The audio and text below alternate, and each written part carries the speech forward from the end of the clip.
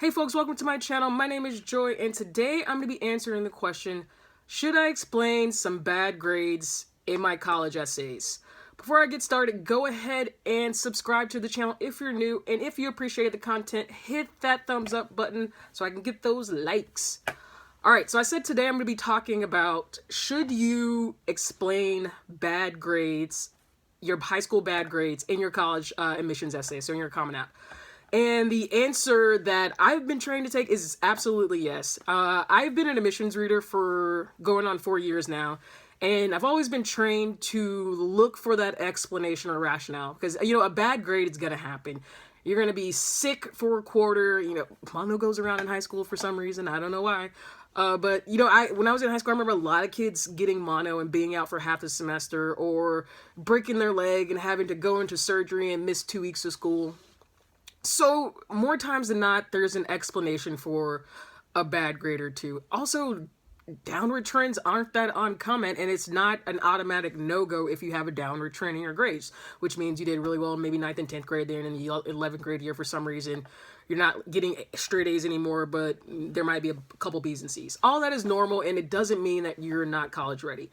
The thing that I have to say, though, is if you do get those bad grades, like a C that pops up out of nowhere in an otherwise perfect, 4.0 year, or even a year of B's when you're usually a straight A student, or some kind of mix of those two, if that does happen, you gotta explain it. Otherwise, we have to assume the worst. We have to assume that either you slacked off, you got senioritis, I don't know, I hate to use the L word, but lazy, and maybe you're just doing college to check the block in because your parents told you to.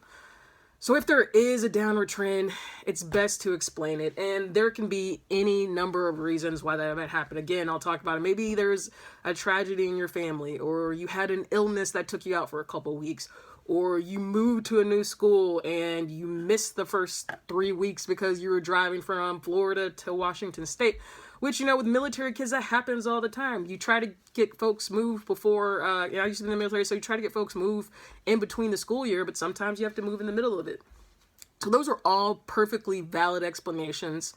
Won't get you any points off if you explain, like, hey, this bad grade happened for this reason. Because at the end of the day, we just want to know that all of the students we admit are prepared for college, that they can handle the rigorous curriculum, and getting a C doesn't take away from that. It just means that, if there's a rational explanation, there's nothing left to be said of it.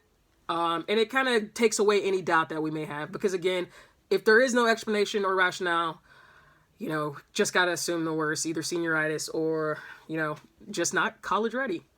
I also say one other thing, when you explain a bad grade, is it's also important to talk about why that kind of grade won't happen again, whether it's a D, C, or F.